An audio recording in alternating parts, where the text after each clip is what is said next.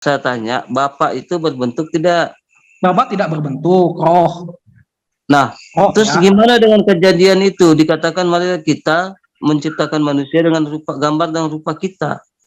Rupa siapa? Rupa Tuhan. Berarti Tuhan punya bentuk kayak manusia, Bang. Ya, makanya saya jelaskan begini. Abang berarti salah, Bang. Berarti bohong dalil itu. Tunggu dulu begini. Tunggu, ini saya punya kesempatan untuk menjawab nggak, Bang? Sebentar dulu, abang bertanya. Saya jawab dulu dong, ya. Gini, kan saya sudah jelaskan Allah dalam Kristen dan juga dalam Muslim itu berbeda. Kalau Allah dalam Muslim tidak mengenal bentuk, dan juga Allah dalam Muslim hanya bilang qul huwallahu ahad, hanya satu. Ya, Kristen bilang satu itu tiga. Makanya di sana dikatakan Kejadian 1 ayat 27, marilah kita. Ada kata jamak, kita di sana siapa? Ada Allah Bapa, ada Allah Putra, ada Allah Roh Kudus. Allah Putra siapa? Tuhan Yesus Kristus yang punya tubuh. Ketika penciptaan manusia, Tuhan Yesus juga ikut menciptakan. Ketika Allah mengatakan marilah kita menciptakan manusia menurut gambar dan rupa kita. Rupa kita itu berarti sesosok yang tiga ini satu gambarnya, berarti sama dengan manusia. Ya, tunggu saya jelaskan. Bapak itu sama dengan manusia, apa bedanya coba? Ya, tunggu saya jelaskan, Pak. Abang bisa menyimpulkan bahwa itu sama, itu dari mana, Bang? Serupa, rupa dan malah kita ciptakan manusia. Kita dalil, itu dalil, Bang. Nah, saya tunjukkan ya bahwa itu serupa itu bukan artinya sama, ya, bukan artinya sama. Saya tunjukkan ayatnya.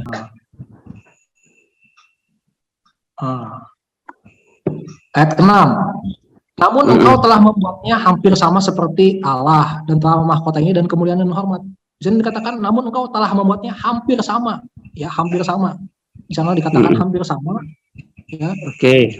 Hampir sama dan hak sama itu tentu berbeda. Saya bisa jelaskan pakai bahasa aslinya, Ibrani. Oke. Ya, salah. Ya, di situ dulu aja. Hampir sama seperti Allah. Ya, engkau hampir sama melihat hampir sama dengan tadi, ya. Lalu abang hampir sama seperti Allah. Ya. Berarti dalil yang di Kejadian itu salah? Tidak salah. Contohnya seperti ini. Di Kejadian itu dikatakan serupa, Bang. Serupa itu belum tentu sama, makanya abang bilang kan ada kan bilang serupa tapi tidak sama. Siapa bilang kalau serupa itu belum tentu sama, Bang? Ya belum tentu sama dong, Bang. Misalkan contohnya seperti ini. Tadi kita balik lagi ya. Tadi kita balik lagi, misalkan kuasa yang saya punya, misalkan saya sama-sama punya kuasa untuk mengajar sama seperti abang, bisa mengajar. Tapi apakah kemampuan mengajar saya sama dengan kemampuan abang? Kan enggak. Berarti enggak serupa. Enggak serupa kayak gitu, Bang. Serupa itu serupanya apa? Serupanya adalah kemampuan untuk mengajar. Serupa. Tapi tidak sama. Tidak samanya apa? Tidak sama dalam hal. Belajar bahasa Indonesia yang baik, Bang. Kata serupa itu sinonimnya apa? Serupa bisa juga dikatakan mirip, ya, mirip. Mirip. Di sini dibilang mirip. Ini dari KBBI, ya. Sekarang mirip tidak sama. Artinya tidak sama, kan? Mirip itu tidak sama. Gimana, Bang? Bisa ya. Mirip itu tidak sama, Bang. Yang dikatakan mirip atau serupa itu dua hal yang terpisah tapi sama. Nggak bisa dong, Bang, gimana? Mirip itu tidak bisa sama. Nah, sekarang abang definisikan perbedaan sama dan mirip itu bagaimana? Mirip, contoh, saya misalkan punya uang yang hampir kelihatan sama nih, uang asli dan uang palsu. Itu hampir. Ini dikatakan mirip. Mirip, betul mirip. Loh, kalau hampir itu mirip juga kan? Hampir itu mirip juga sama, mirip. Atau misalkan gini, wajahnya mirip ya. Misalkan wajahnya abang dan wajahnya saya mirip. Di kaidah bahasa Indonesia, Bang, kata mirip itu kalau dikatakan hampir mirip itu baru hampir sama atau hampir serupa. Nah, nggak bisa kalau mirip itu itulah namanya kurang. Abang tidak sesuai bicara dengan kaidah bahasa Indonesia, Bang. Coba ya, justru itu kaidah bahasa Indonesia itu terlalu miskin bahasanya sehingga mirip dan sama dikatakan serupa. Coba mirip. Jangan katakan terlalu miskin. Kata mirip itu adalah bahasa Indonesia, Bang. Itu bahasa Indonesia itu adalah bahasa Indonesia sendiri, Bang. Itu bahasa kita pribadi. Itu tidak bicara tentang masalah rasa bahasa yang lain, Bang. Jadi abang jangan mengatakan kata miskin, kecuali abang mengatakan miskin kaidah bahasa itu ada bahasa negara lain yang kita terjemahkan ke bahasa Indonesia, baru abang mengatakan oh Indonesia bisa dikatakan miskin tata bahasa. Tapi ini adalah bahasa Indonesia pribadi, Bang. Kata mirip itu adalah milik bahasa Indonesia. Abang mau katakan kaidah bahasa Indonesia itu miskin kayak mana? Ya, oke, kalau gitu kita lihat dari bahasa aslinya ya. Kalau gitu kan supaya bisa kita tahu ini miskin atau enggak. Nah, sih Yesaya 14 ayat 14. Ini bicara tentang aku hendak naik mengatasi ketinggian awan-awan, hendak menyamai yang maha tinggi, ya. Itu ada kata menyamai, artinya dia pengen sama dengan Tuhan, ya. Dia pengen sama dengan Tuhan. Lalu kata apa yang dipakai dia di sana? Kata bahasa asli apa yang dipakai? Kita lihat.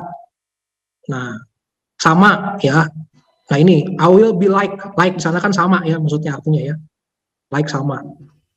Yang dipakai adalah damah. Kata aslinya damah ya, kata kerjanya sini damah. Lalu, damah, tapi damah, kata ya. Di sebelum damah itu Bang apa? Yang mana? Di sebelum damah. Coba buka teks. Maksudnya yang ini, terjemahan yang ini nih. Yang Ibrani-nya. Gak ada urusan dengan sebelumnya. Ini kan sudah pasti di sini I will be like. Nah, itu awalannya Bang. Coba. Awal apa Bang? Ini kata aslinya udah, kata kerjanya udah aslinya damah, artinya ingin menyamai kan. Menyamai kan artinya saya pengen sama dengan kamu, saya pengen sama dengan Tuhan. Kan seperti itu. Saya pengen sama lah, nggak ada bedanya. Nah, sekarang kita kembali ke dalam kejadian 1 pasal 26 ya. Kita pasal 1 ayat 26. Di sana tidak ada kata menyamai atau sama lah. Kata dasarnya kan sama ya, tapi tadi adanya apa? Rupa dan gambar ya. Kita lihat. Tadi damah ya, ingat itu damah itu artinya sama ya.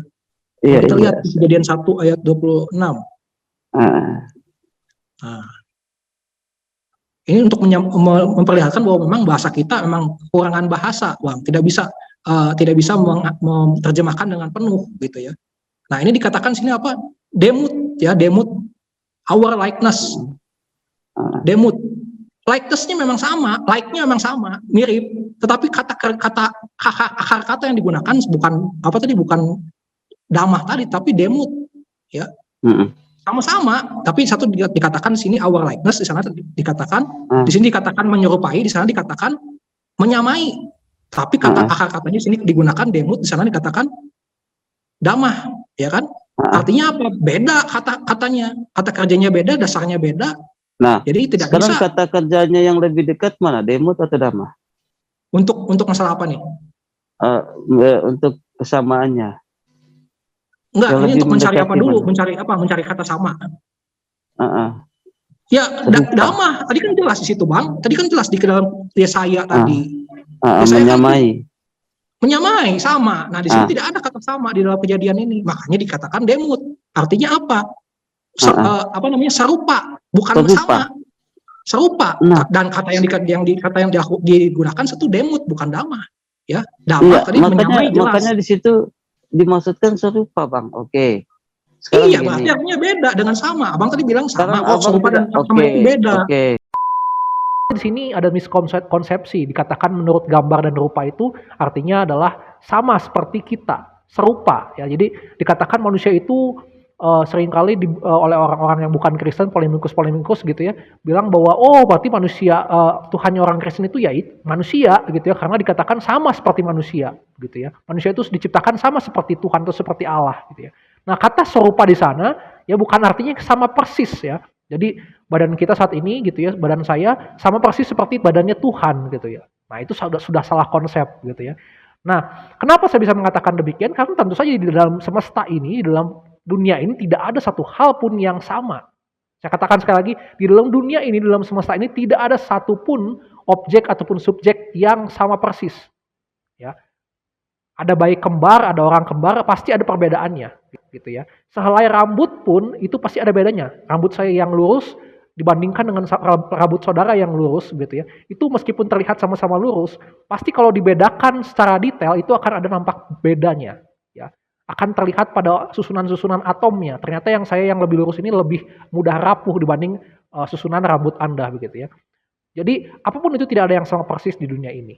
Makanya Mazmur 8 di sana dikatakan ayat ke-6, apakah manusia sehingga engkau telah membuatnya hampir sama, tidak sama. Ya. Nah kalau gitu apa yang sama? Yang sama tentu adalah peran ataupun fungsi manusia itu sendiri. Ya. Misalkan saya kasih contoh, manusia punya tersusun dari yang namanya tubuh fisik dan tubuh roh. Ya. Tubuh fisik itu punya fungsi, punya peran sebagai yang bertindak. Dia adalah cangkang daripada roh itu. Dia adalah sesuatu yang dipakai untuk bertindak. Sedangkan roh, ya, roh itu adalah sesuatu yang dipakai, ya, sesuatu yang dipakai untuk memberikan kehendak atau kemauan atau keinginan. Ya, jadi ada kehendak di dalam roh, ada kemauan, ada keinginan dalam roh yang kemudian diwujud nyatakan di dalam tindakan, yaitu tubuh jasmani, tubuh fisik. Jadi itulah fungsinya. Kalau begitu apa serupanya dengan Allah? Nah, Allah juga punya roh Allah yang fungsinya, perannya juga sama untuk menyatakan kehendak Allah. Ya, jadi sama-sama manusia punya kehendak, Allah juga punya kehendak. Nah, inilah yang disebut dengan serupa dalam hal fungsi, dalam hal perannya. Ya, namun bedanya tentu saja Allah tidak punya ya tubuh fisik karena Allah tidak bisa dibatasi oleh fisik, oleh ruang dan waktu.